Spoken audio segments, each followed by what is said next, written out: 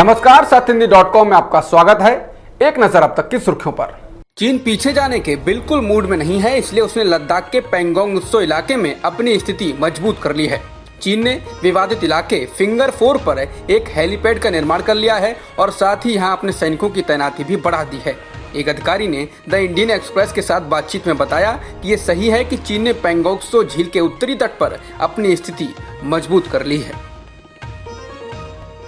कांग्रेस नेता कपिल सिब्बल ने चीनी मुद्दे पर चुप्पी के लिए केंद्र सरकार और प्रधानमंत्री मोदी पर निशाना साधा है।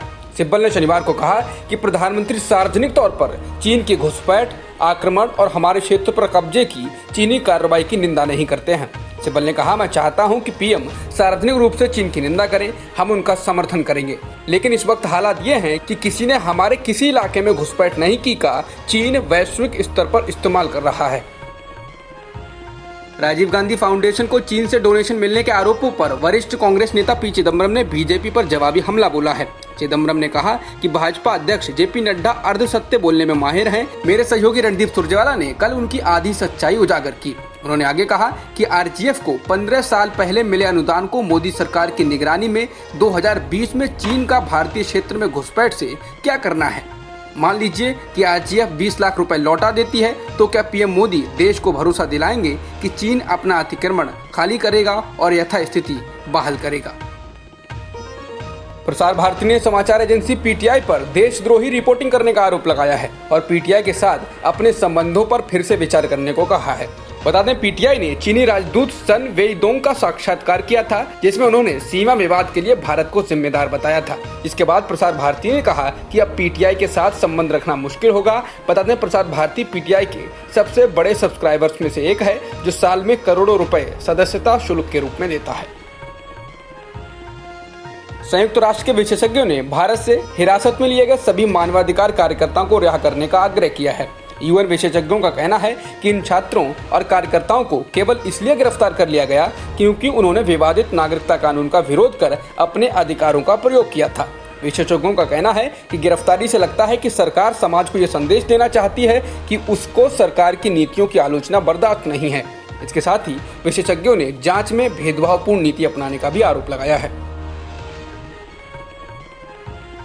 बिहार में एनडीए को चुनौती देने के लिए तीसरे मोर्चे का ऐलान किया गया है। बीजेपी के पूर्व नेता और केंद्रीय मंत्री रहे यशवंत सिन्हा ने शनिवार को बिहार विधानसभा चुनाव से पहले प्रदेश में तीसरे मोर्चे का ऐलान कर दिया। उन्होंने प्रेस कॉन्फ्रेंस में ये बताया कि प्रदेश की बदहाल स्थिति को देखते हुए वे तीसरे मोर्चे का गठन कर रहे हैं और तीसरा मोर्चा आगामी बिहार विधानसभा चुनाव में भाग लेगा। उन्होंने कहा कि हम आने वाले चुनाव में मिलकर लड़ेंगे और प्रदेश के हालात को बदलने व बेहतर बनाने की कोशिश करेंगे।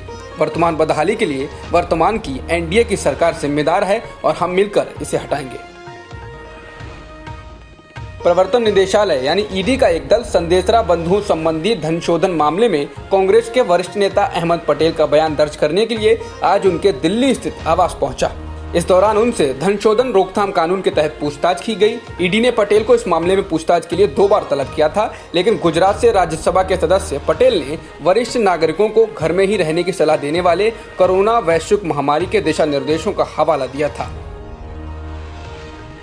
यूपी बोर्ड के 10वीं और 12वीं के नतीजे आ गए हैं। बागपत के छात्र और छात्रा ने टॉप किया है। बागपत की रिया जैन 96.67% अंकों के साथ टॉपर रही, तो वहीं 12वीं में अनुराग मलिक ने 97% अंकों के साथ टॉप किया है। पेट्रोल डीजल के दाम में तेल कंपनियों ने शनिवार को लगातार 21वें दिन बढ़ोतरी की है। दिल्ली में अब पेट्रोल 80 के पार हो गया है, जबकि डीजल तो पहले ही ये आंकड़ा पार कर चुका है। शनिवार को पेट्रोल 25 पैसे महंगा हुआ, वहीं डीजल की कीमत में 21 पैसे का इजाफा हुआ।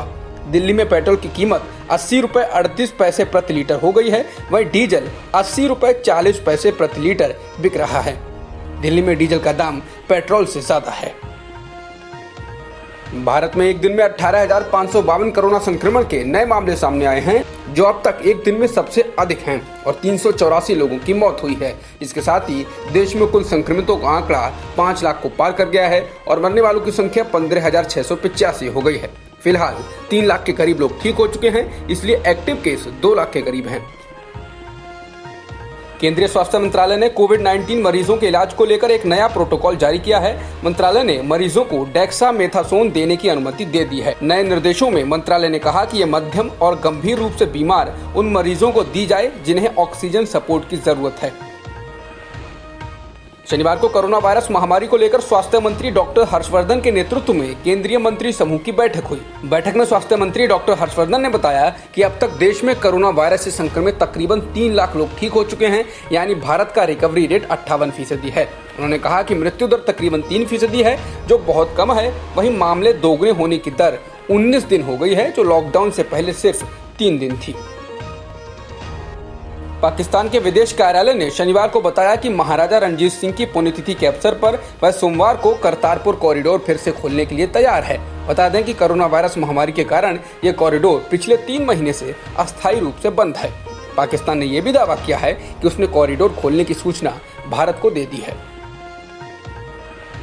जॉन्स हॉपकिंस यूनिवर्सिटी के अनुसार दुनिया में संक्रमित लोगों की संख्या 98 लाख को पार कर चुकी है और मरने वालों का आंकड़ा 4,93,000 से अधिक हो गया है। इसके अलावा 53 लाख से अधिक लोग ठीक भी हो चुके हैं। जॉन्स हॉपकिंस यूनिवर्सिटी के अनुसार अमेरिका में शुक्रवार को कोरोना वायरस संक्रमण के 40,870 नए मामले सामने आए। इसके साथ ही अमेरिका में अब तक 24,67,000 से ज्यादा लोग संक्रमित हो चुके हैं और मरने वालों का आंकड़ा 1,25,000 से अधिक हो गया है। अब तक की खबरों में बस इतना ही। बाकी खबरों के लिए बने रहिए सत्यहिंदी.com के साथ।